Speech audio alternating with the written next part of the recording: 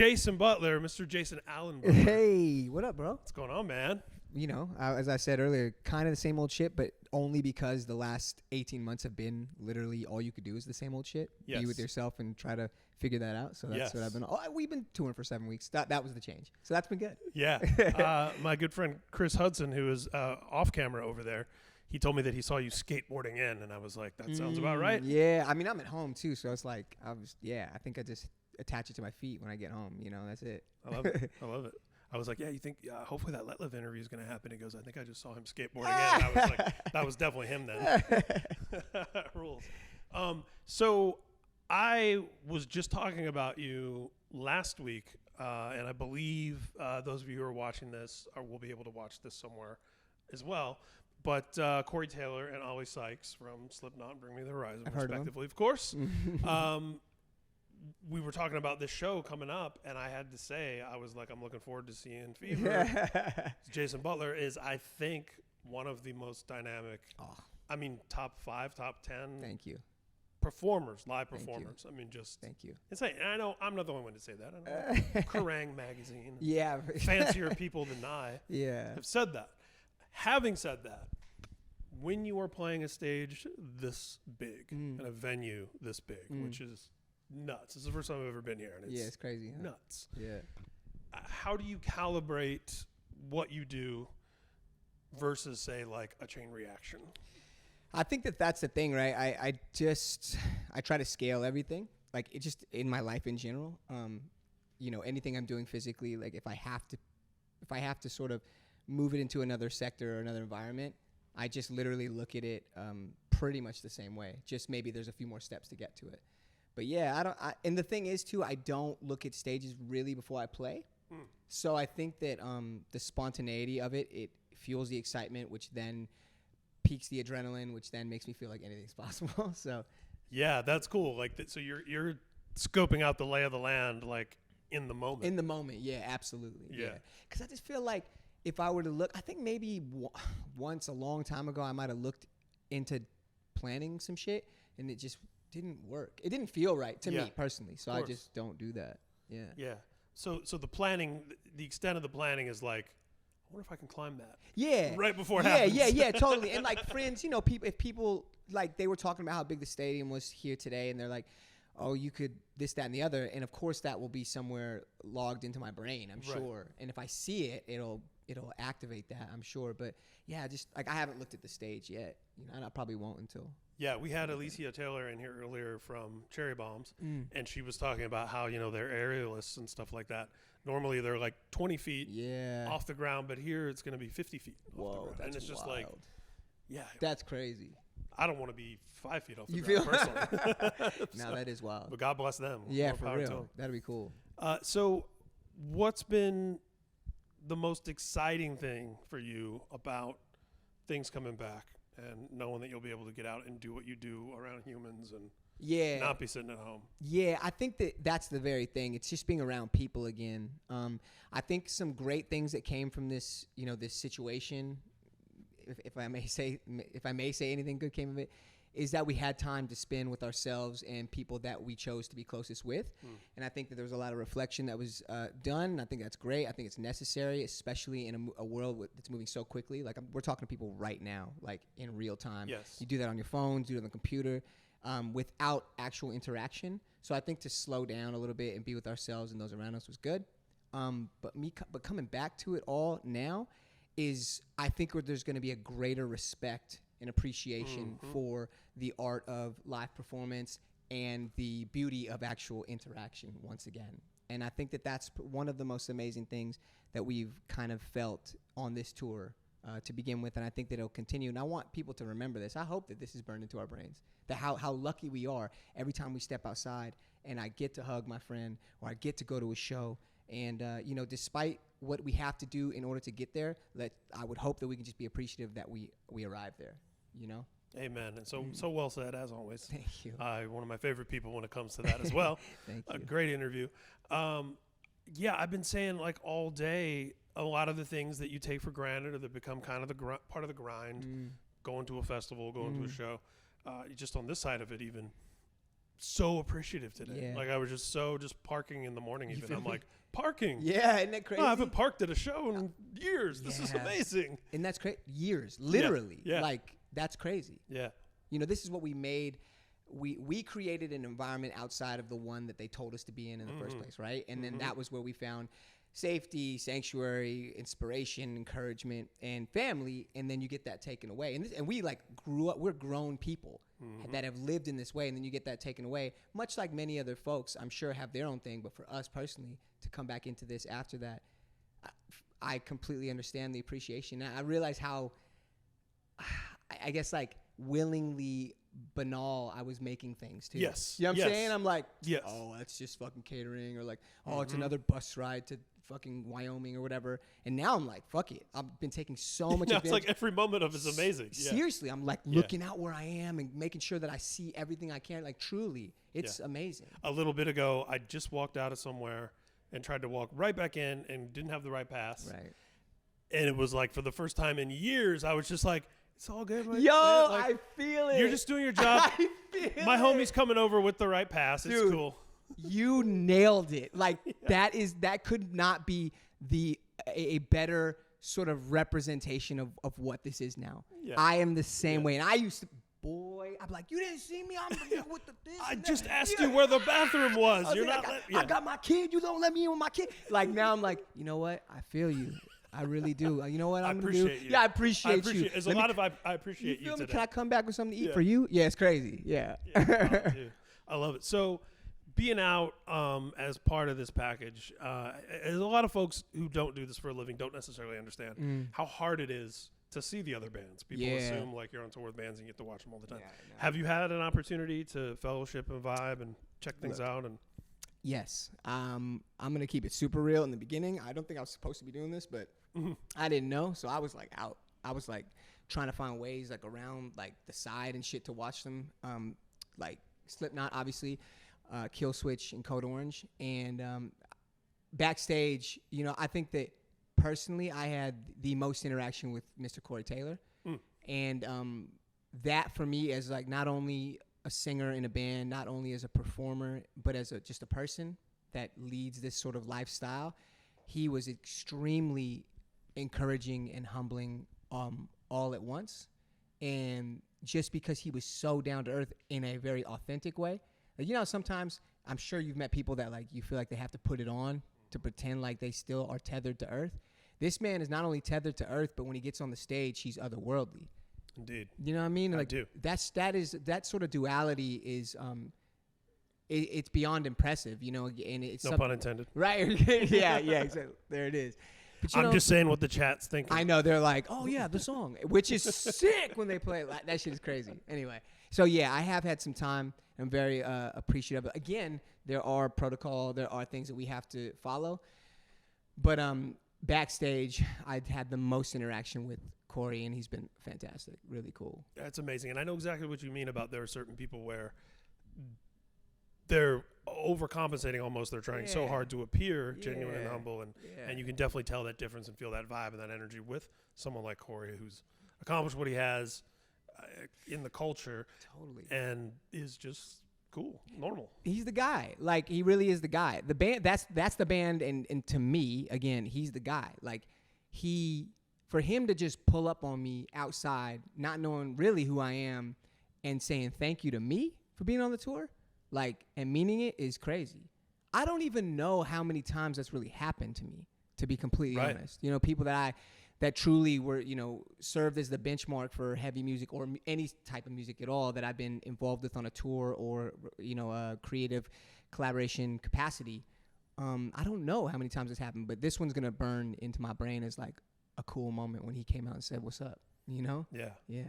So you are very active, very creative, collaborative, as you said, prolific, constantly with not just Fever, but with, you know, I mean, just the video content that you have coming out, the other artists that you work with that are kind of in your stable with under your umbrella and things like that. What's coming up now that this, you know, Knotfest Roadshow is winding down? What's coming up that you're most excited about? That's a great question. Digging your hands in. I just signed a bunch of bands, and we're going to be announcing that.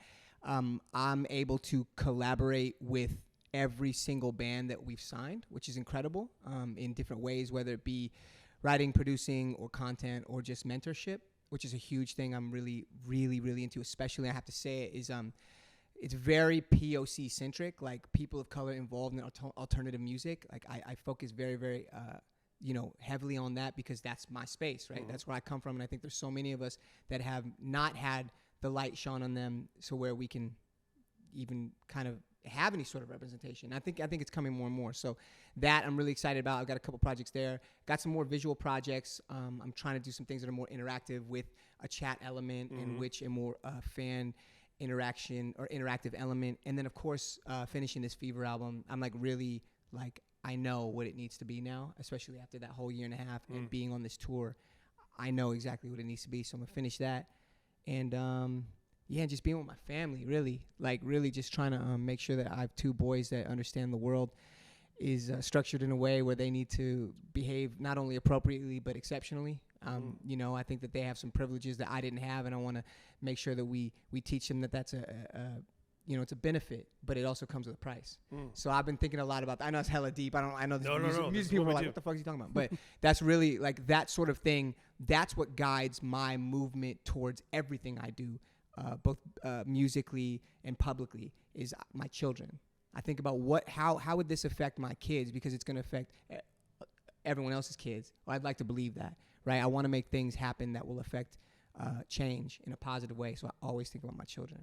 Yeah. I love that, dude. I love that. Amen. Yeah, don't never apologize because I'm not the one that's going to ask you how's the tour going. No, was it like being on your record label? I know. I know. I love when we do this. I was thinking about this when you were talking, and I didn't want to interject, but I was like, these are the kind of interviews, and I want everybody, I do this like once in a year maybe.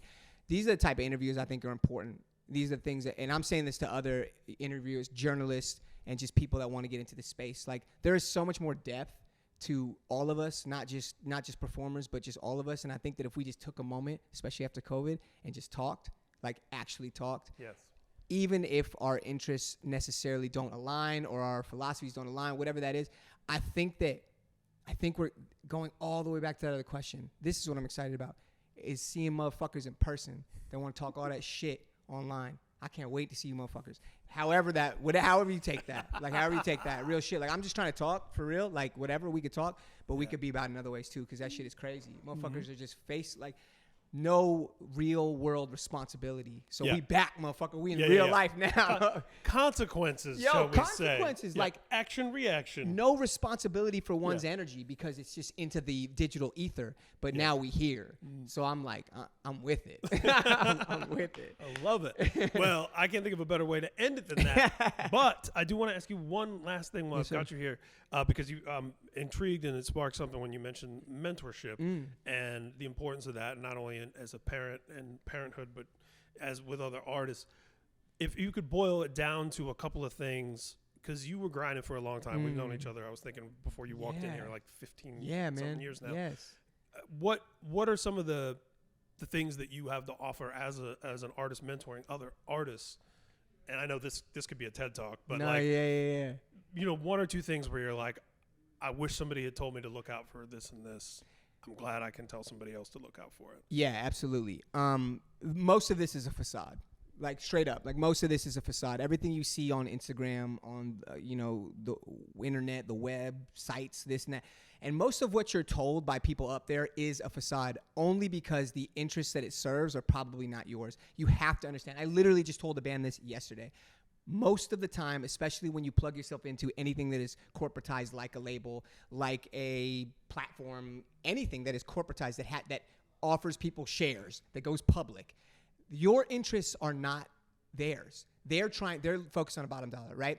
So you have to take everything you're told and most of what you see with many grains of salt, with a whole motherfucking shaker of salt, and understand that your lane does not have to be fully, locked in with what they're telling you. That's the first thing. And secondly is, the one thing I do with with all the bands that I work with and people that I believe in, I will call or FaceTime them like a few times a month and remind them that I am behind them because of their talent, not because I want to leg somebody up. Is because I actually am inspired by them, and I want people to understand the value of self-empowerment.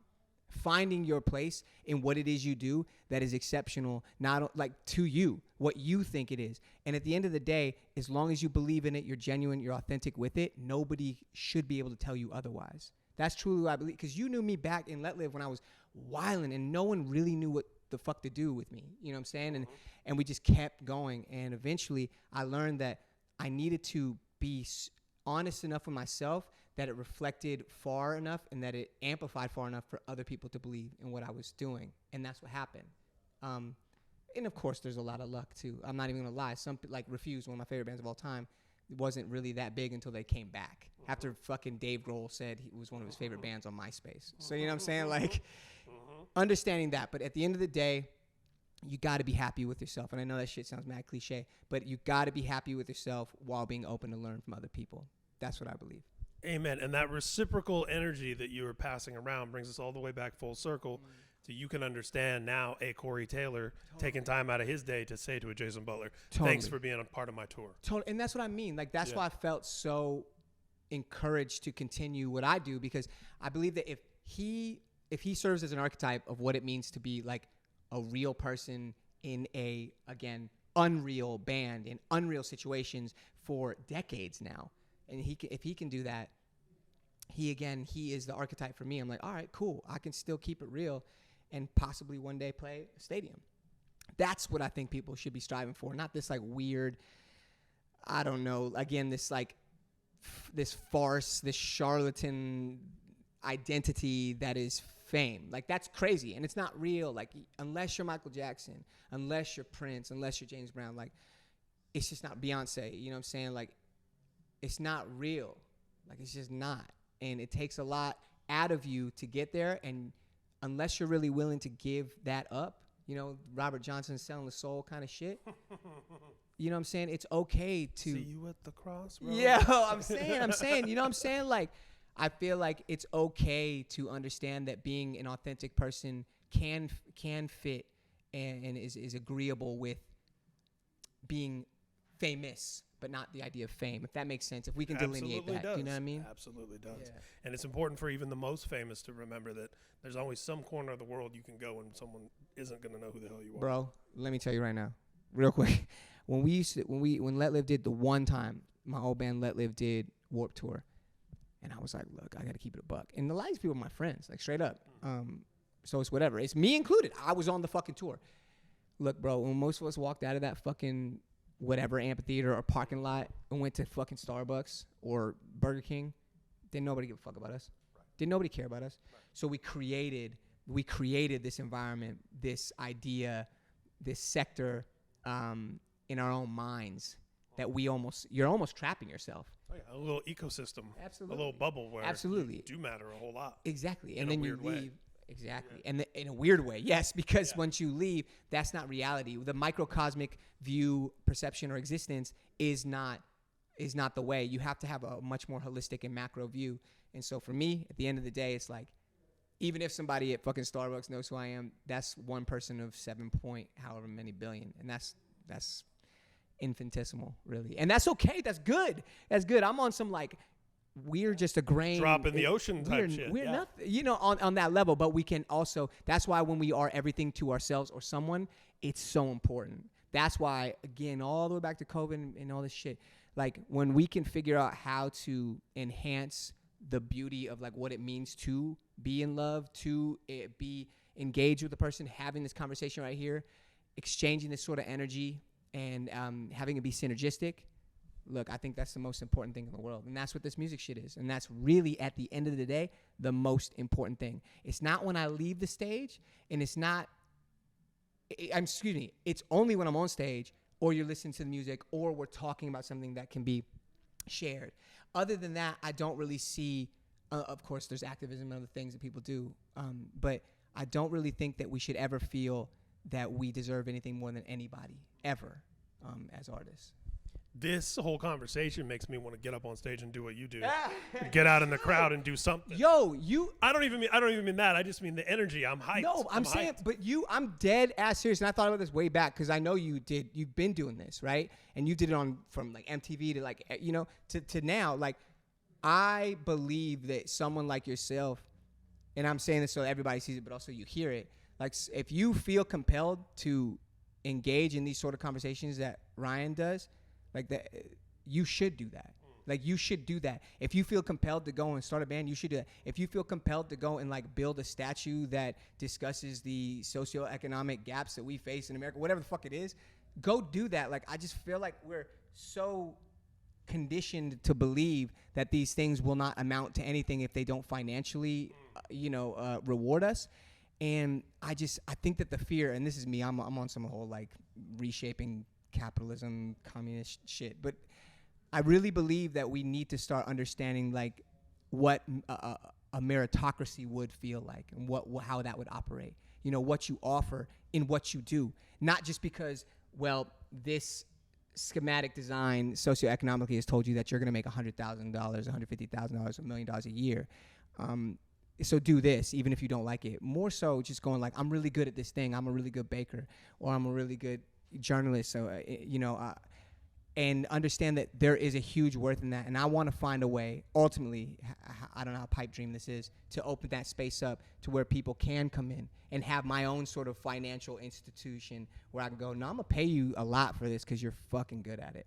I don't care what it is. Again, I got to talk to Jay-Z or something about that. But our own ecosystems. Yeah. Dude, I love it. I could have this conversation for days and days and days. days. Sorry, man. We going No. I do not apologize. Jason Butler, ladies and gentlemen. The band is Fever 333. The projects, there's so much happening out there. So excited to see you, man. Thank you, bro. This is just, this has made I would say it's made my day. It's made my week. Thank you, brother. It's awesome. Both ways. It's awesome. Thank you.